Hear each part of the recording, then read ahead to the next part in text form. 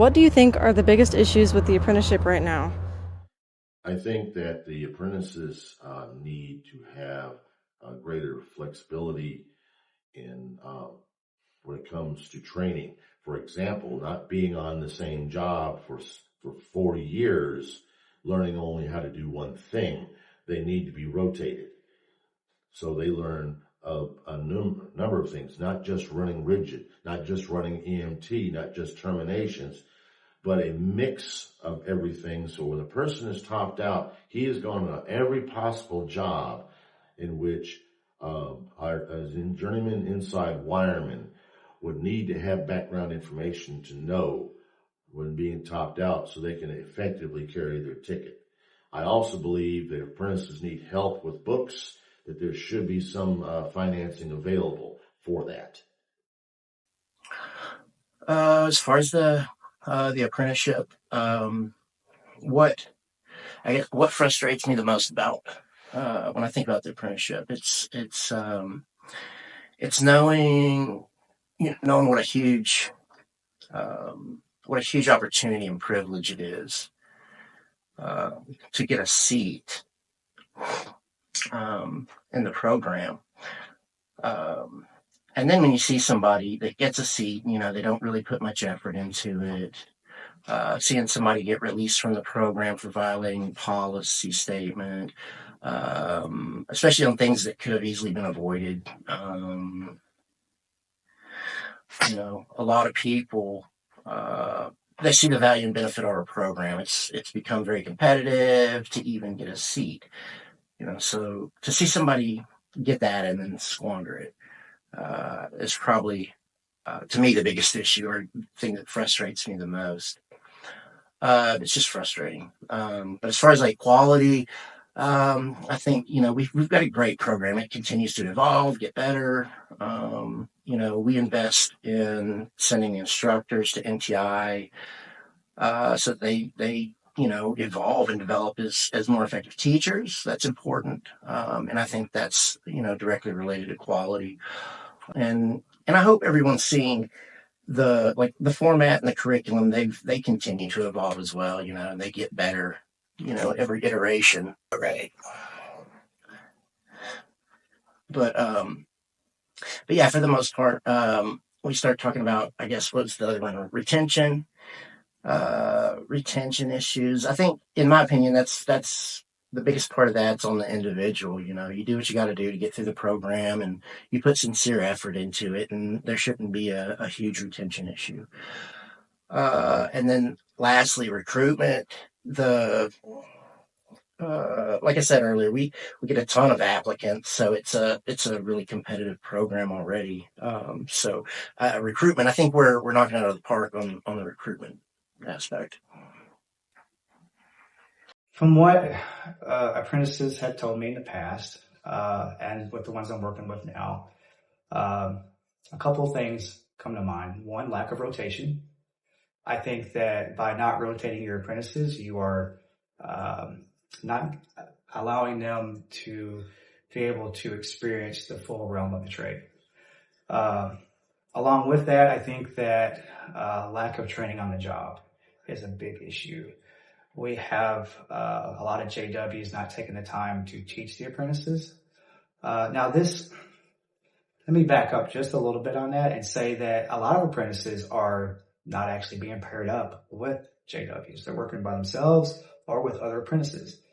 So they're not actually learning the skills of a JW. Now, the IBEW has a responsibility to train our young tradespeople, right? But this responsibility it also falls on the contractor too. I think that the JWs have been pressured so much to perform and to produce that they have allowed the training to kind of fall to the side. So we need to have the conversations with ourselves, with our JWs, and with the contractors, saying you have to give the JWs, sufficient time to be able to train our apprentices. Mm-hmm. And I think that will go a long way in rectifying some of the issues that we're seeing. I think the biggest issue would be the price of the books, of course. So, of course, that's why I would like to implement some sort of scholarship thing to help pay for books, a percentage of the books. I won't be paying for all of the books, because I know that would be a great thing. Then I would love to get the apprentices more involved in the union meetings. Okay, so yeah, I agree with my team about that and others' rotation of apprentices, because I've lived that as well. I think there's a way that we can do it reasonably, rationally, and there's a way that we can, I think that we're on our way to obtaining that, actually. I don't know that for a fact, so I can't say that. But I feel very positive about it, and that with a little bit of negotiating tactics, maybe that's something that we can see in the future. What I'd like to see different is rotating apprentices. I think without rotating apprentices and really tracking, what they're doing on the job, there's no way to really say that we're producing better electricians than any other organization. If we're not tracking the amount of time you're bending conduit, if we're not tracking your transformer, how much you're touching transformers, if we're not keeping up with that, then how can we say, well, this is the best prepared electrician out there? We can say you went through the apprenticeship. I think times are going to get a little more difficult for skilled labor with robotics, with AI, all those things. So when you think about sitting down and negotiating wages for everybody, you're really going to have to be able to look at everybody in the eye and be like, listen, when we hit this job site, it's game time. Like, man, like, it's the last thing we want to do. Like, we don't want to lose our jobs to like a robot, and if everybody else is out here doing labor cheaper than us, then how do we separate ourselves? I mean,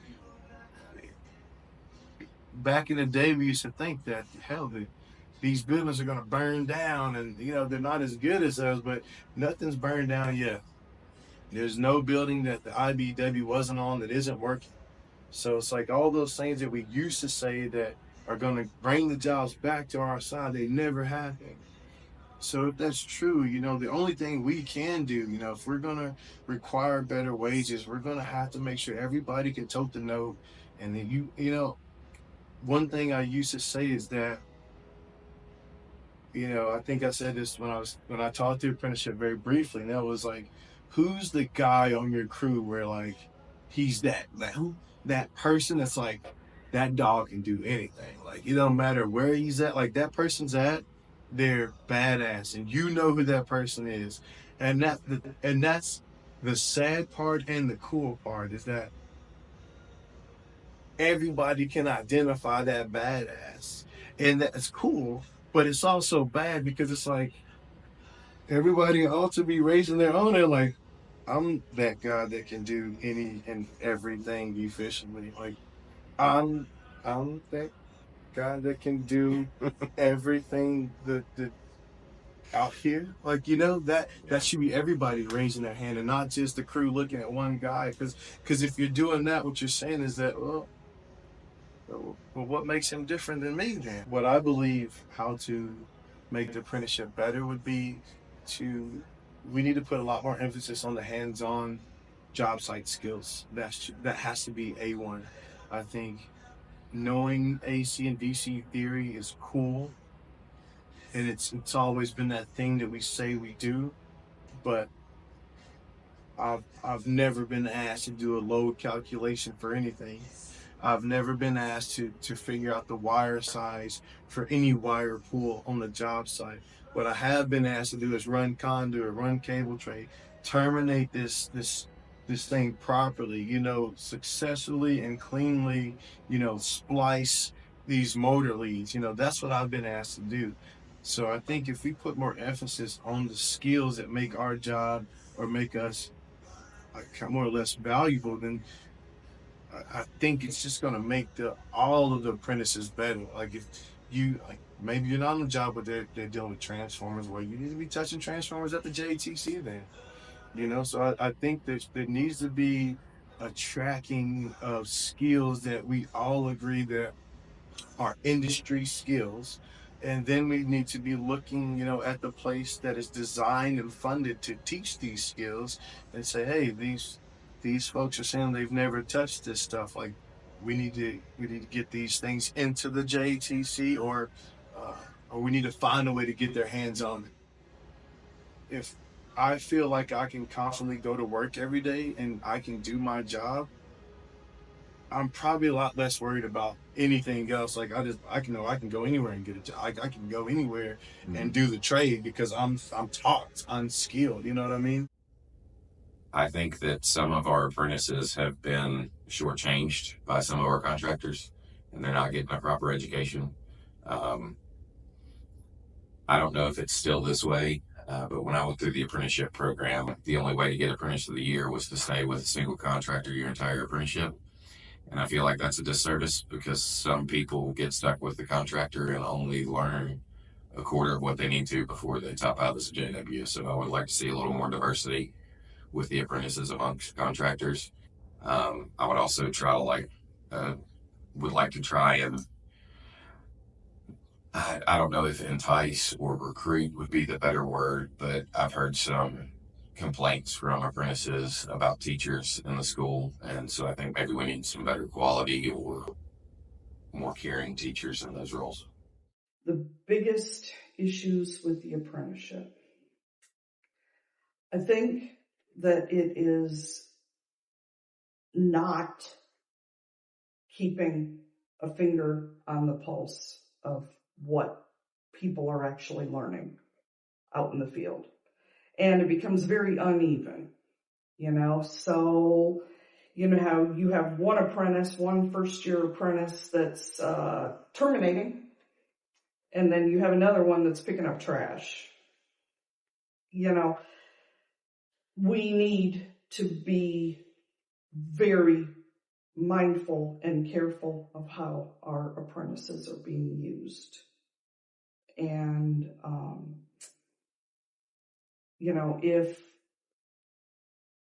it's sometimes it's subtle and sometimes it's right in your face, and, to that end, I do think that there needs to be a phone number that any apprentice can call, or any JW that has an issue can call and get immediate help from the hall. Of course, the first step is, for an apprentice is to go to the school, but the school